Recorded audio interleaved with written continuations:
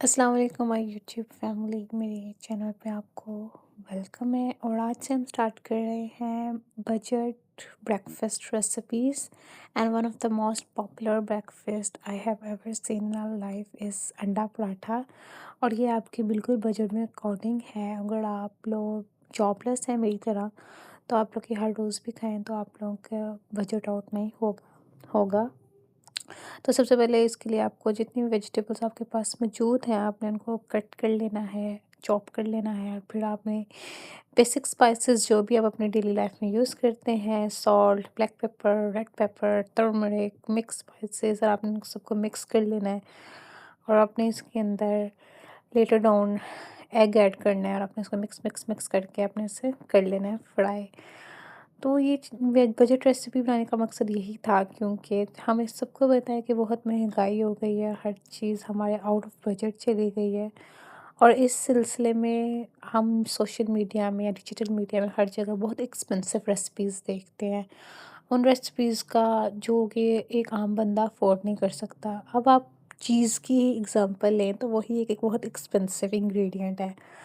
तो फिर अगर हम अपने फ़ॉरफ़ादर्स की तरफ जाएँ, एंसेस्टर्स की तरफ जाएँ, तो वो लोग बहुत ज़्यादा सिंपल लोग थे, बहुत सादा खाना खाते थे और वो हमसे बहुत ज़्यादा एक्टिव और हेल्दी भी थे और वो अल्लाह का हमसे भी ज़्यादा शुक्र अदा करते थे। तो अगर हम उनकी हैबिट्स को अपना लें, तो हम भी उनकी तरह हो सकते हैं एक्टिव, ताकतवर, स्पिरिचुअल, हेल्दी। इतनी देर में मेरा अंडा भी रेडी टू कुक है, तो हम इसे फ्राई करेंगे। आप अपने ऑयल कंजम्पशन के हिसाब से अपना ऑयल यूज़ कर सकते हैं। मैंने ऑयल बहुत मिनिमल यूज़ किया था, ये आपकी हेल्थ के लिए ज़्यादा अच्छा नहीं होता और डेली लाइफ में बहुत कम ऑयल यूज़ करना चाहिए। लेकिन हम चूँकि पंजाबी हैं, हम देसी हैं, घी या ऑयल के बगैर हमारा खाना तो वैसे भी हज़म नहीं होता।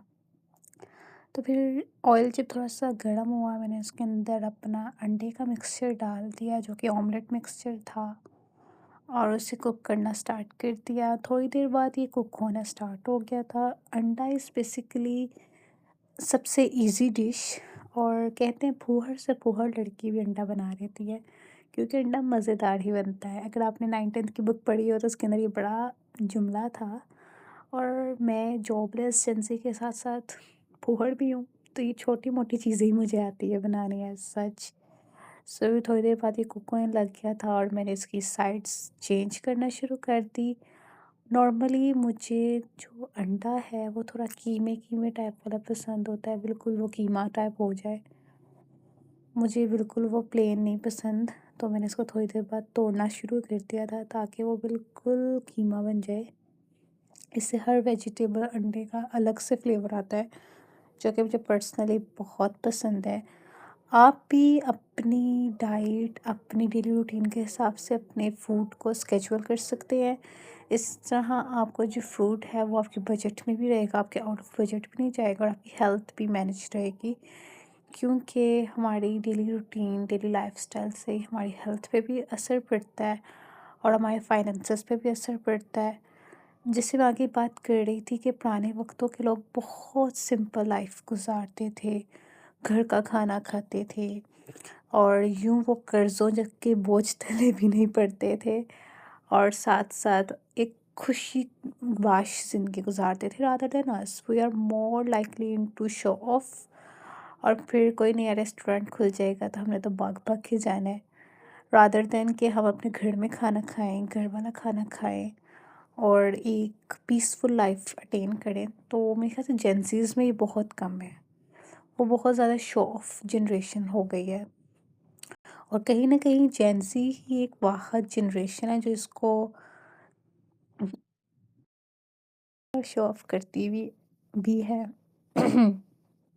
बैक टू द टॉपिक, अंडा मेरा रेडी था। मैंने उसे अपनी प्लेट में सर्व किया। फिर इसके बाद अंडा वैसे तो नहीं खाया जाता ना, अंडे के लवाज़मात भी होते हैं। तो मेरा ऑमलेट रेडी था, तो इसके बाद मैं अपने ब्रेकफास्ट को कंप्लीट करना था with the help of paratha. Paratha is the most beloved dish जट्टों में। पंजाबियों के लिए पराठे बड़े ज़्यादा इम्पोर्टेंट होते हैं। तो फिर मैंने अपना पराठे का जो पेड़ा होता है वो लिया और फिर उसको मैंने साथ-साथ बेलना स्टार्ट कर दिया।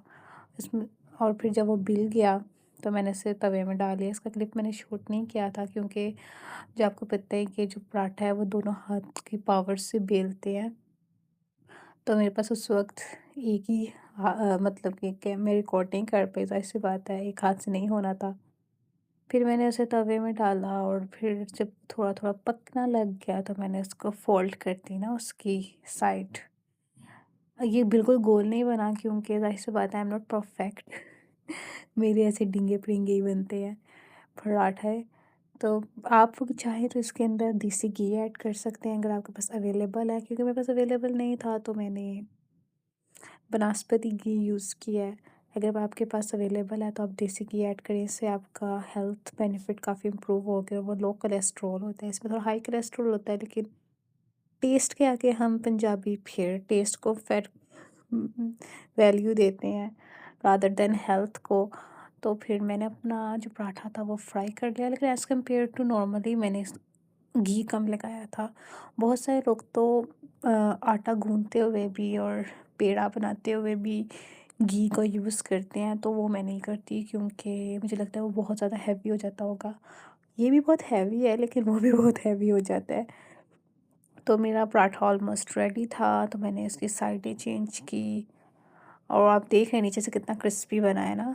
तो ये गंदम का पराठा है, आप लोग कौन-सा फ्लावर यूज़ करते हैं आप उसका करें, क्योंकि गंदम ये होती है ना कि साल के बाद आपके घर आती है तोड़ों में। तो गंदम ही हर जगह मौजूद होती है। वाइट फ्लावर भी बहुत सारे लोग यूज़ करते हैं, लेकिन वो लोग यूज़ करते हैं जो डेली बेसिस में अपना आटा खरीदते हैं। हमारा तो भाई सालों साल बाद आना होता है, तो हमारे पास गंदम का आटा ही अवेलेबल होता है। ख़ैर मेरा पराठा बन चुका था, बहुत क्रिस्पी बना, बहुत मज़े का बना। Hope you like the video. तो मैंने बहुत एंजॉय किया ऑनेस्टली स्पीकिंग, क्योंकि पराठा मुझे बहुत पसंद है और अंडे के साथ मिल जाए तो मेरा तो दिन बन जाता है। So I really love the paratha in the morning specifically with अंडा।